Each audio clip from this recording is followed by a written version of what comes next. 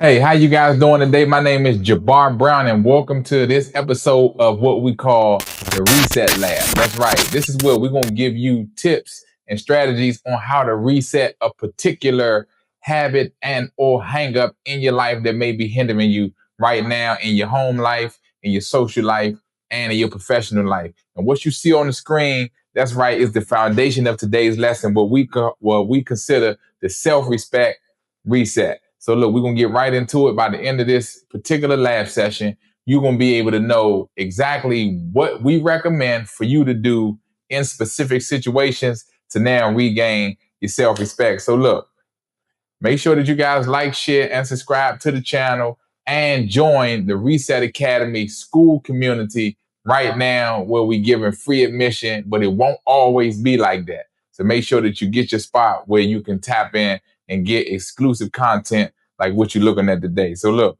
the foundation for today's lab session is, boom, identity and self-respect, right? Why your default identity is running the show. Now, your default identity is that instinctive behavior or instinctive habitual nature that we all operate within, right? Some people have a fight mentality and some people have a flight mentality by default, meaning instinctively they do one or the other until you now take control or take shape of your identity and switch into what we call the decided identity. So you got your default, which is your instinctive, and then you have your decided identity is where you're more conscious about your behaviors and the action that you're taking.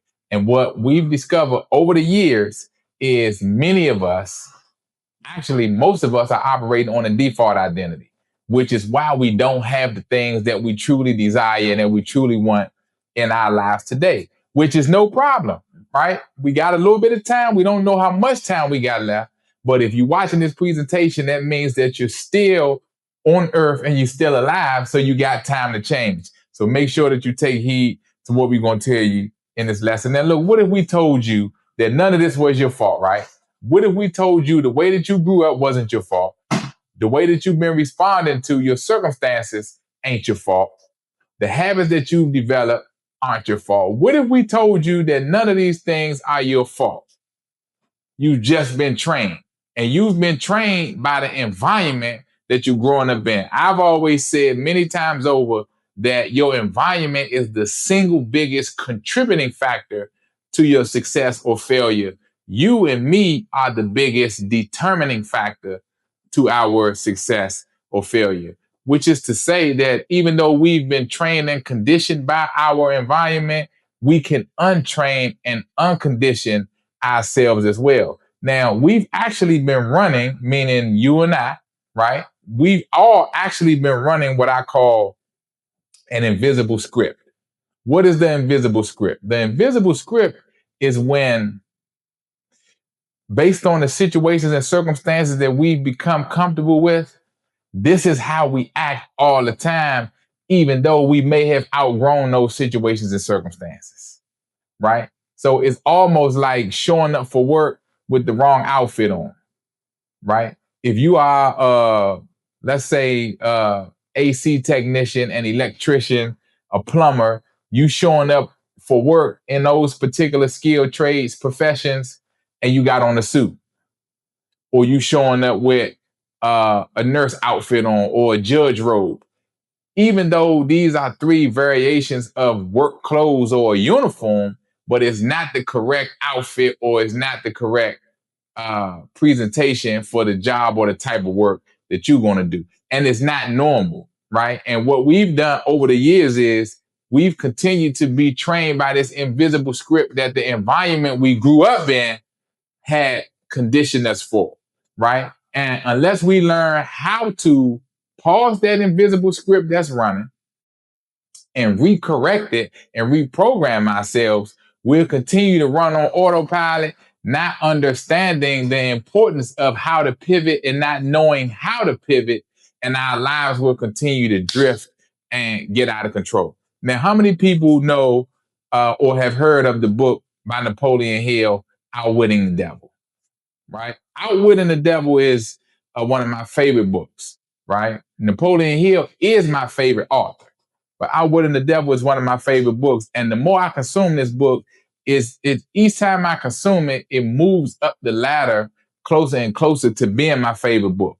So originally, Think and Grow Rich was my favorite book, and still is. But the more that I consume Outwitting the Devil, which I recommend that everybody has a chance to read and or get it on audiobook, it's going to change your life. And this is a concept that Napoleon Hill introduced in the book called drifting, right? And he introduced this concept on the back of the devil. And basically what he said was, he said, via the devil, right? So Napoleon Hill sits the devil down, he's interviewing the devil, and the devil can't lie.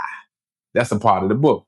So no matter what Napoleon Hill asks the devil cannot lie. And one of the questions he asked the devil, he said, look, man, how are you so successful? Even though people know you exist, how do you continue to tempt people to crash out and make all of these mistakes, and you continue to get people to sabotage their lives? And the devil, not being able to lie in this particular book, the devil said, I get people to start drifting, right? I get people to start drifting. And we are all a victim of drifting on default, which is the identity that we've adopted based on the boundaries of our environment. So even though we've outgrown various environments physically, we still operate on that internal environment psychologically. And this has become normal for us, and we're operating within these unspoken rules of what's acceptable, but it's sabotaging our future. Self-respect, reset. Reset Academy is very important. Don't be selfish to your future, and don't allow the devil to continue to condition us to stay on default and drift through life operating on outdated programming, because physically nobody is pulling you down. Physically nobody is pulling you back. It's all psychological, and it's all internal, and it's all programming. And this is what we have to remain conscious about, right? And the second point that we got to remain conscious about in relation to the self-respect reset is role conflict, right? Why you feel conflicted at all times, or in most cases, right? And the reason that we feel conflicted in certain instances is when things don't line up the way we expect them to based on our expectation. Let me say that again. The reason why we experience role conflict is when things in our lives don't line up the way we expect them to. And even though we expect certain things to line up a certain way, we have to be more conscious about the environment that we are in and managing our expectations based on the environment. See, if we manage our expectations based on the environment, this is what would allow us to maintain our self-respect. You see, because the environment being the single biggest contributing factor, the environment now has rules, regulations, and boundaries within that environment that if we learn how to manage and maintain our self-respect as we transition through different scenarios, we can now find ourselves being more versatile, and we can find ourselves being more efficient, and we can find ourselves being more comfortable in our skin and being more comfortable being ourselves and actually growing and evolving beyond old behavior. Okay? You have to expand your perspective, you and me both, right? We have to expand our perspective on the importance of navigating through different environments and leaving behind old behavior that applied to an old environment, and leaving behind old language that applied to older conversations or older resolutions that we would use in those situations that may have worked in the past. Those things that have worked in the past may not work in the present, but we continue to try to fit a square peg into a round hole. And when it doesn't work, we think that the environment doesn't work, or we think that life isn't working right now. No, life is still working for many people. Life isn't working for you if you don't change and adjust and adapt to your surroundings and overcome the role conflict of trying to be this old person in a new environment, right? The way that you have respect for yourself in the old environment, you can still maintain respect for yourself, but the way you respect yourself has to change based on environment as well, because you have to represent yourself in a current and in an acceptable way based on the environment. Your default identity would make you believe that no matter where you go, you can operate the same and be the same and always remain the same in any and every environment, no matter what the situations and the circumstances are. But it just doesn't work like that when you're talking about growing and evolving. Your self-love and your self-respect is always supposed to stay intact, but your approach to displaying self-love, your approach to displaying self-respect may have to change based on the environment. And this is what we have to be comfortable with doing so that we don't experience the role conflict that many of us are having challenges with and getting stuck in life when we should be making progress. And this is a part of the book Outwitting the Devil. This is a part of what Napoleon Hill was talking to the devil about. He also asked the devil, he said, how do you get people to drift? If they know you exist, right? And you know that people are prone to drifting, how do you get people to drift? And the devil said, well, it's simple. He said, I cause people to suffer failure and setback at a young age, right? Which is disappointment. And some people experience disappointment in a way that it kills their self-confidence, it kills their self-esteem. They don't want to try anything else. They don't want to step outside of their comfort zone. They don't want to move forward at all.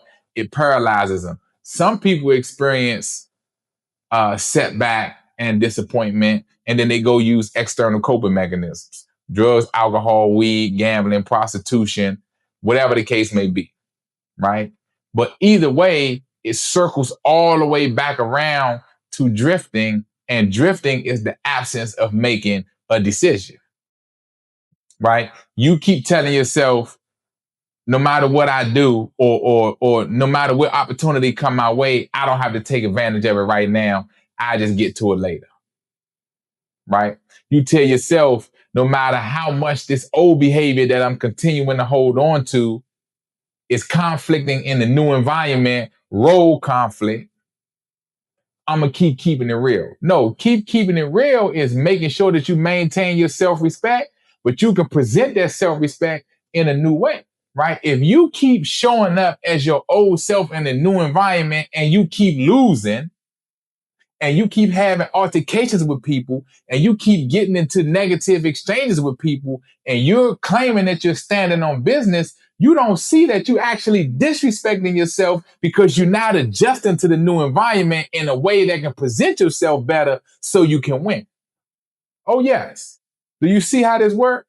You see, maintaining your self-respect is not always one way. Maintaining your self-respect is loving yourself enough and respecting yourself enough to say, I'm going to always present the best version of myself in any environment. Oh man, well, you being fake because you changing up based on the environment. No, I'm adjusting and adapting to my surroundings while still maintaining my self-respect. Right? If you're a loser, just say you're a loser. I don't believe you're a loser. Right? But you subconsciously may believe you're a loser, so you continue to sabotage new opportunities in an old way. Huh?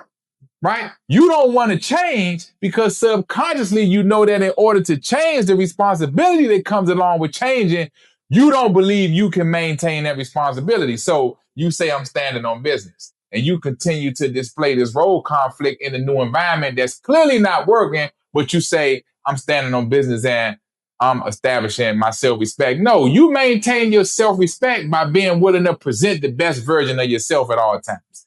You maintain your self-respect by being willing to establish a boundary of respect for yourself, by being willing to establish a boundary of progress, of elevation, right? Of self-edification, right?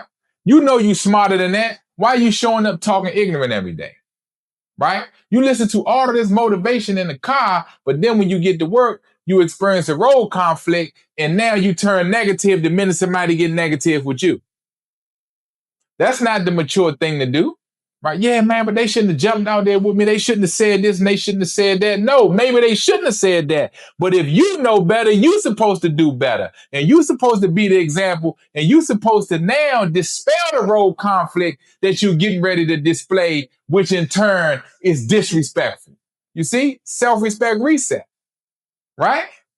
Role conflict. Right? Identity and self-respect. What's your identity? My identity is self-respect. My identity is I'm going to respect myself. So if someone comes to disrespect me because I respect myself, it doesn't mean that I have to disrespect them back in the same way. But I can still stand on business and get my point across. You see, I can respect myself by displaying the best version of myself while maintaining my self-respect. I don't have to show the worst side of myself to maintain self-respect. I should be willing to show the best side of myself in order to maintain self-respect so that we don't continue to drift on default. And now we take control of our psyche. We take control of our conscious and subconscious mind and present the decided identity. See, your default identity is to return disrespect with disrespect. But if I get disrespected or you get disrespected and then you disrespect back, is that self-respect? Drop it in the chat. Huh? If you get disrespected and then you choose to return disrespect with disrespect, are you displaying self-respect or are you displaying self-disrespect? Right? It's just a question, right? And look, wherever you are and whatever your answer is, we are all a work in progress. But I'm just talking about what I'm talking about, right? We're talking about reset system number one. We're talking about the topic being identity and self-respect.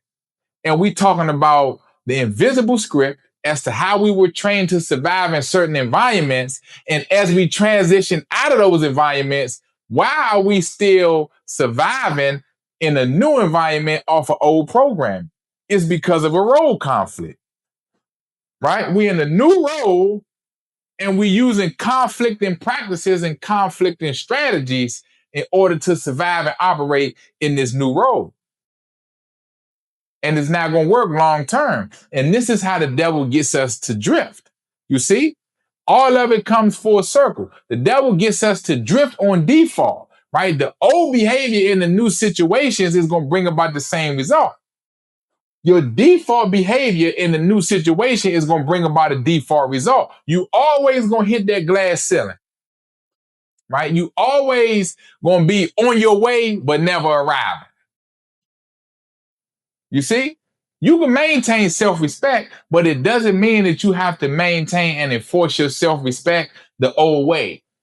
Begin to adopt a new way to maintain and enforce your self-respect so that you can experience the self-respect reset in the process. So look, guys, that's our time today. Reset Lab. Make sure you guys scan that QR code right there up on the right-hand side of the screen. Use one of those links at the bottom right there if you want to book one of our clarity calls. It's a 1-hour strategy session. After you've taken your work style identity assessment, we get on a 1-hour Zoom with you. We email you a copy of the Zoom after that, where we map out strategically what you should do based on your personalized characteristics, and then we give it to you in a custom training and development action plan so that you would know exactly how to apply these principles that we're talking about in the Reset Lab. And also the One Reset Away homepage, where you can now jump right into the 21-day identity reset system and begin to restructure and redirect your life in the way that you expected it to go thus far, right? So that your default identity doesn't keep robbing your future self of having the life that you deserve. And also, the masterclass. Exactly. That's what the QR code is. Scan it if you want to watch the whole masterclass. It's over an hour and some change, and you can get a full breakdown of how to reset your default identity in 21 days or less. All right, Reset Lab, self-respect, reset. Topic of the day, identity and self-respect. And we catch you guys on the next one. Peace.